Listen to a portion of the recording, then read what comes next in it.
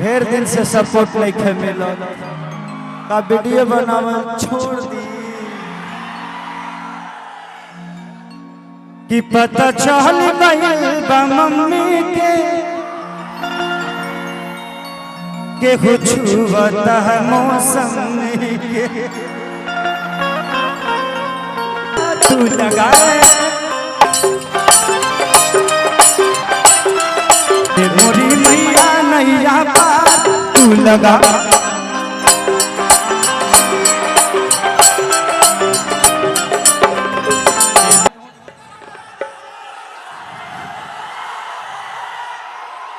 देखा गर्मी भइल ठीक बा शर्ट उतार दो पैंट उतार दो माने यहाँ बॉडी बिल्डिंग के कंपटीशन चलता तू लो हमारे के गाना गावे बोलो ले बड़ा कि हमारे बॉडी देखे खातिर बोलो ले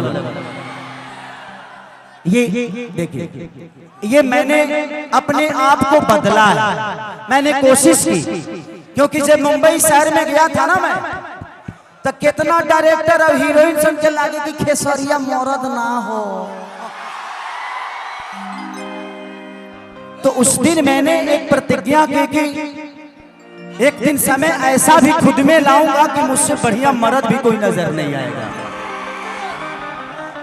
और मैंने कोशिश की इस दुनिया में एक चीज हमेशा ध्यान रखिए लोग कहते हैं ना कि वो मेरा मदद नहीं करता है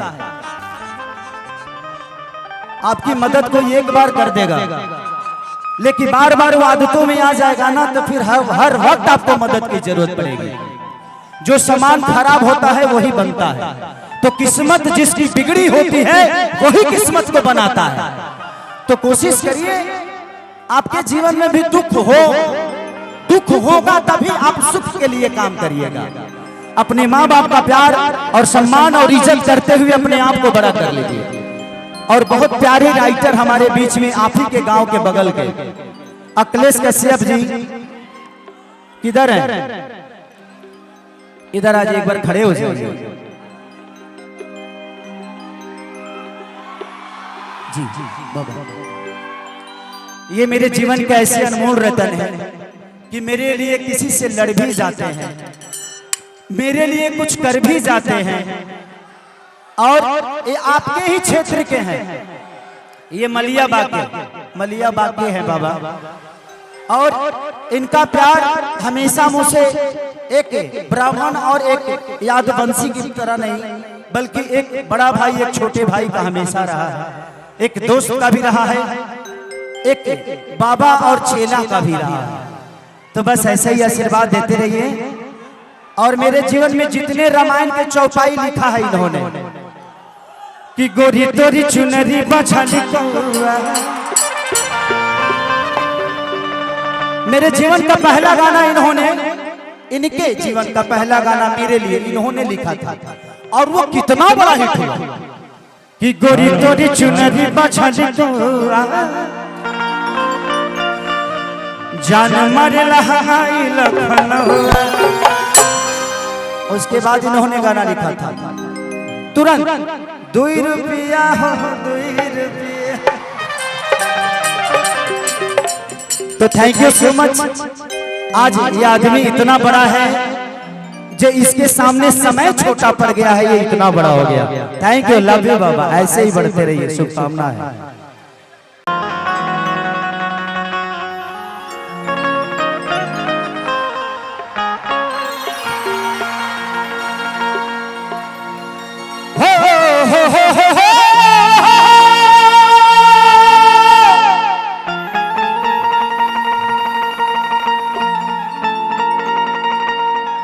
भीम थोड़ा सबको हटाओ आवाज नहीं आ रही है हो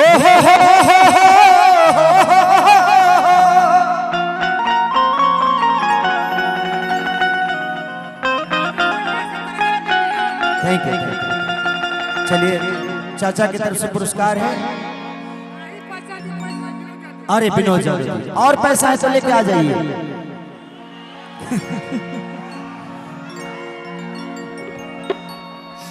ये हमारे लिए पैसे नहीं बल्कि ये आशीर्वाद है। नहीं तो पैसे क्या कमाएंगे अब? पैसे हमारे काम आते नहीं। पैसे मैंने ऋषभ के लिए कमाया, अपने लिए कुछ नहीं भैया। एक ही बार दे दो ना, बार बार दोगे तो क्या दिक्कत? एक ही बार। अरे Mukesh Yadav, love you Mukesh, thank you. कि जय गणेश मंगल करना,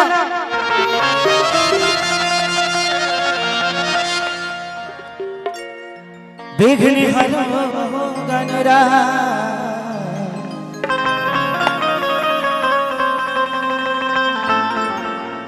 एक दंत करी वरवदना,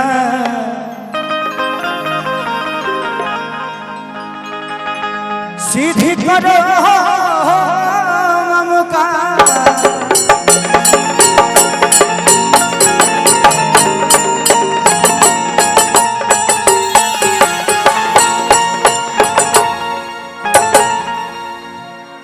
सौटे में करे के बहनी के ज्यादा में फुटेज कैप्शन तो बाकी कम होके लगी। कि माँ के ज्योति से नूर मिलता है, सभी के दिलों को सुरूर मिलता है।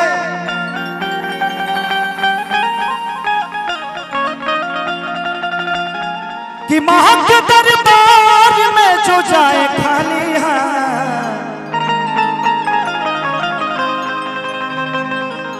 उसे कुछ न कुछ जरूर मिलता है।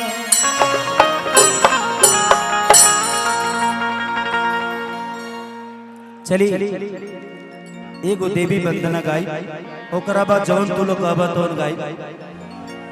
एगो गाना हम आज आवत नहीं है तो बहुत पुरान गाना, जब हम 82 करत हनी ना, जब झलकुट्टन रामायण महाभारत दुगोला गावत हनी, वो बीच के एगो गाना कोनो लड़का आज डलले रहे यूट्यूब पर, और गाना हमरे गावल और आज सुन के हमके ही अच्छा लगा। हम कहनी कि आज ये गाना के गाए। बहुत सारे गाने आप सबके बीच में गाऊंगा, आया और मुझे लगता है कि सबने गा लिया है, कि कुछ कुछ बाकी भी होंगे लोग, सब लोग गा लिया। रविंदर नहीं गाएगा, रविंदर से मैं एक सैड सॉन्ग सुनूंगा जो रविंदर के, अच्छा बिल्डरवा का पापा भी नहीं गाया। बहुत बड़ा स्टार है यार तू, पूरा दुनिया में छाया हुआ है। कि पीड़ा के तार के झनकार तू सुनाए आजा,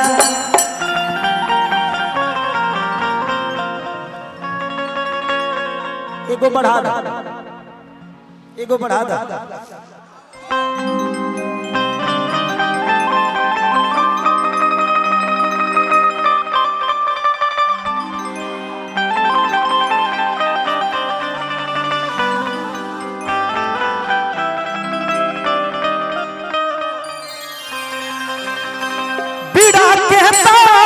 झनकार तू सुनाने आजा, कि पीड़ा के तार के झनकार तू सुनाने आजा। ए मोरी मैया नैया पार, ए मोरी मैया नैया पार तू लगाए आजा।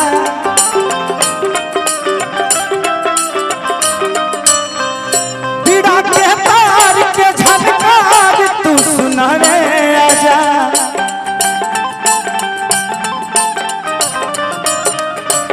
पीड़ा के तार के झनकार तू सुनाने आजा।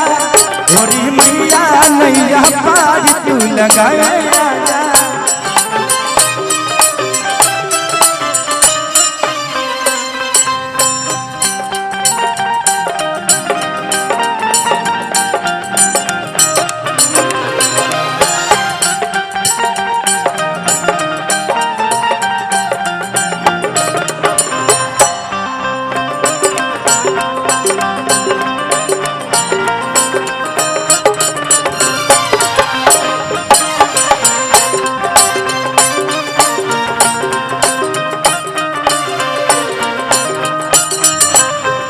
ए मोरी मैया नैया पार तू।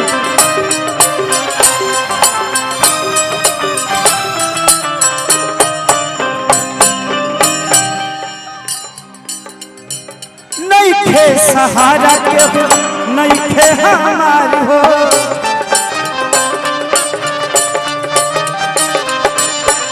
पानी लगा दमाई बेटा है तहारी हो।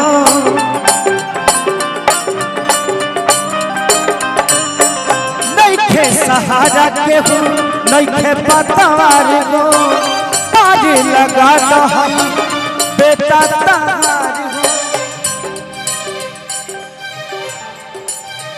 सुतल किस्मती माई हो,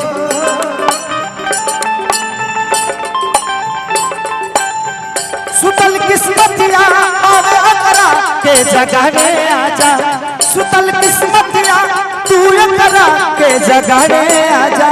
ए मोरी मैया नैया पार तू लगावे आजा,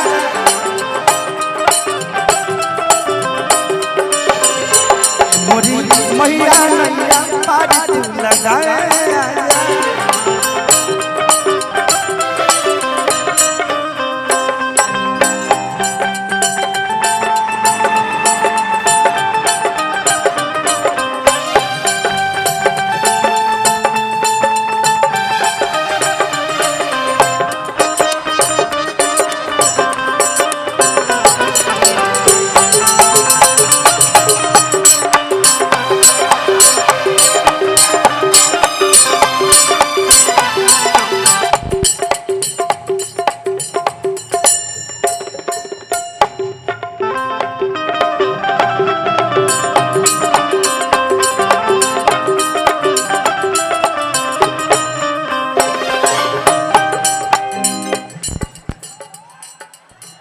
क्या हो रहा है भाई? थोड़ा सा आप लोग पीछे जाएंगे तो मुझे अच्छा लगेगा, क्योंकि ये साउंड मुझे सुनाई दे नहीं रही। तार छोड़ता धरता और तार छोड़ता धरता, अगर रहेगा छोड़ा थैला से तो हमारे के धरे में दिक्कत हो जाए। हम धराइबे न करे कब निकल। आज इतनी सारी व्यवस्था आप सबके बीच में अगर किसी ने किया है, पिंकू भैया ने आप सबके लिए किया है। हमारे पवन भाई का प्रयास है जिन्होंने कि बाबा अखिलेश माई हूँ तो हर बेटा,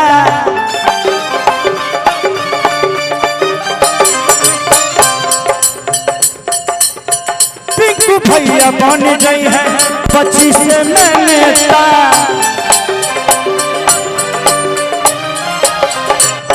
पिंकू के बना गए है 25 में नेता।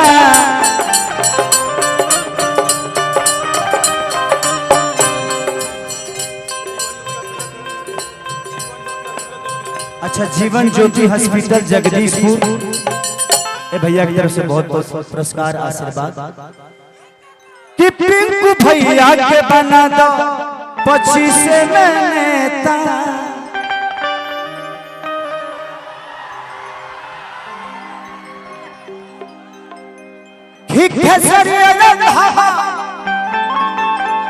खेसरिया हवा तू रास्ता के बताए चले के बाद ए मोरी मैया नैया पार तू लगा आजा।